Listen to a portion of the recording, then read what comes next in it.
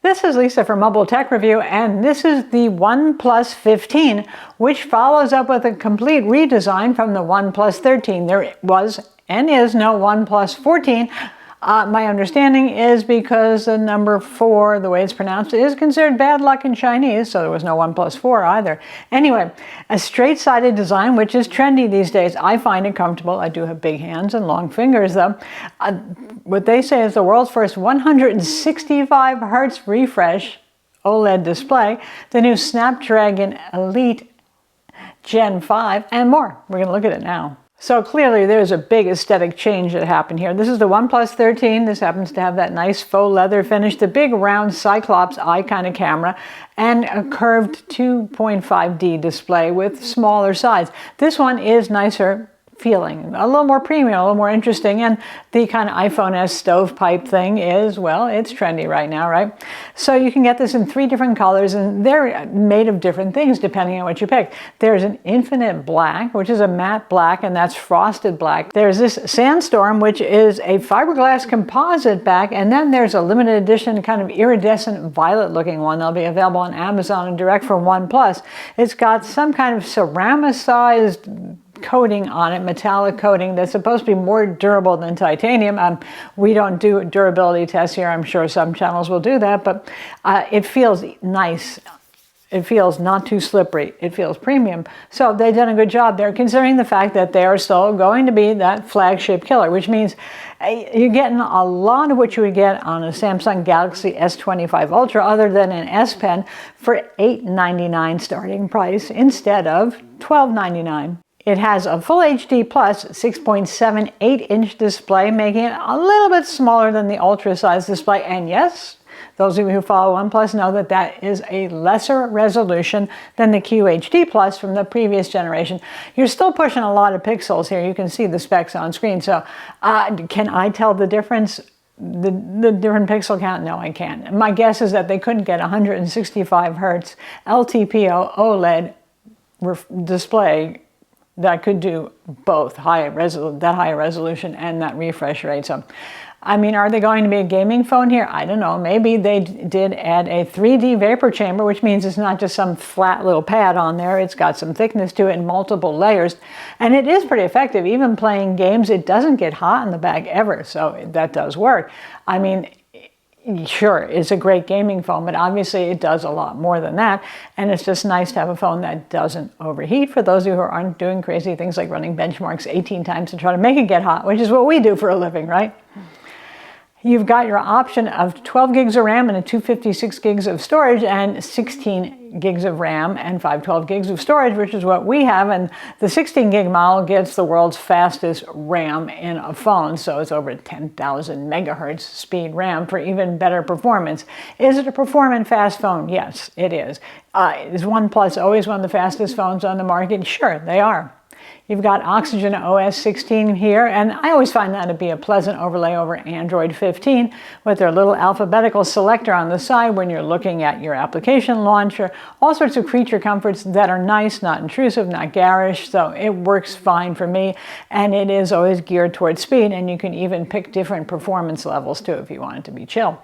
And now, one thing you're not going to be doing is running out of battery anytime soon on this phone. 7,300 milliamp battery here. This is some carbon silicone hybrid invention that they've come up with.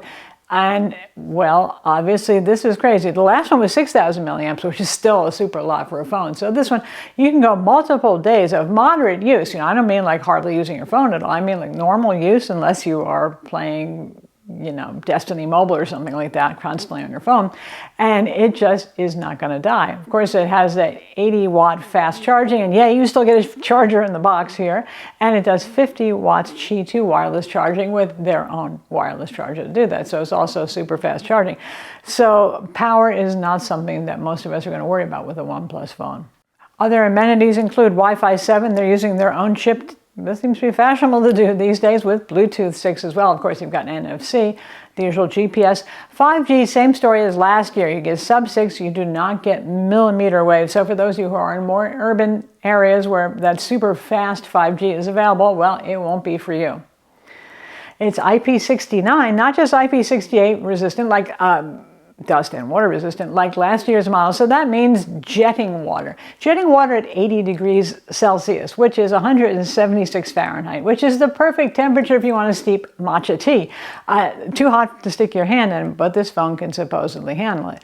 They like to show off things like telling us to go ahead and put it in the dishwasher, for example. So germ phobes will be thrilled. You can actually dishwash this phone. So that's nice. I mean, remember the old days when they didn't want to pay for IP certifications and raise the price of the phone? Thing of the past now. Not worried.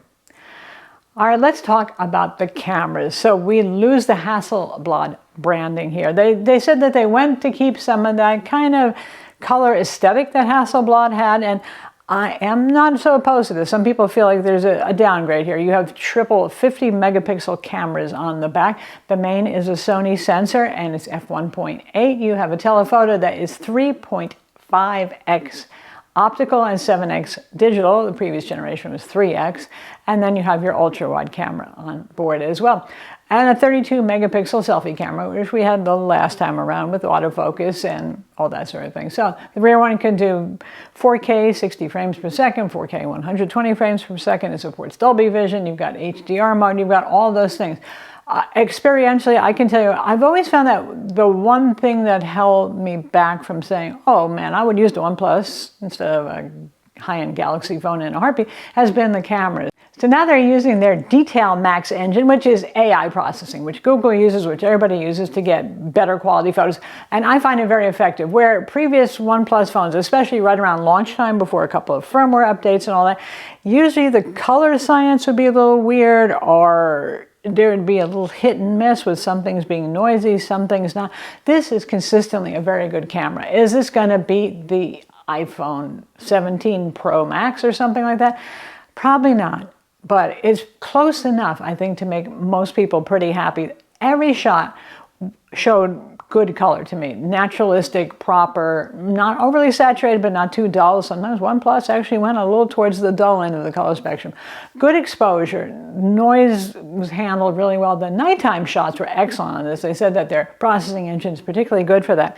The only niggle that I would have is that LEDs, which are on everything these days, right? So that we took some photos of a bridge that had LED lights on it, and those lights were blue and green, and they kind of became whitish. Now, even an iPhone Air, which just has a single camera, not Apple's fanciest cameras, did manage to capture those colors. But that is a bit of nitpicking unless you're going to take a lot of pictures with LEDs. General street lit dark scenes, you can see how they look. They look fine, including LEDs on signs and things like that. So, yeah, now these are nice cameras. I don't feel like we're losing anything between the 13 and the 15. If anything, I feel like that we have jumped forward a bit. Can even do cinematic time lapse and all those nice features for video. Good stuff. You have an ultrasonic fingerprint scanner embedded in the display as before, and facial recognition. And we have a couple of like other OnePlus little add-ons, like they have car sickness mode. Now, my spouse does get car sick. You look at the phone, yeah. So it apparently puts some pixels or dots moving on the screen that follows the movement of the car or something like that, that I don't get car sickness. I can't say if it works, but that's nice that that's there. And you have an IR blaster, an IR remote for your remotes for your TV, right? So if you've got the dog that keeps chewing up your remotes, you got your OnePlus that'll work. And the setting it up is pretty easy. I kind of miss the days when phones used to, like 10 years ago or more, always have those on there. So there's a couple of fun, nice quality of life things here. All right, so what's not so great? Obviously, the display resolution, like I said, got downgraded from 2K to 1.5K. Which I can't really see the difference on. You lose the alert slider. That's one of the things I know people love with the phone. So instead you have that little action button on the side that can bring up their little AI scrapbooking feature and all that sort of thing. Or you can assign it to anything you want if you don't find that useful. Speaking of AI, you do have Gemini on board, and all the usual AI features is capable in that respect. But that's really about it for gotchas. Now, as to whether you want to get an S25 Ultra versus this and save yourself like, $400, it depends on the S Pen as a feature, how you feel about that, the even slightly bigger display and the higher quality cameras on the Ultra. But honestly, I think for most people who are not camera mavens and obsessed with pixel peeping, they're going to be really happy with the cameras on this. So OnePlus did well this year.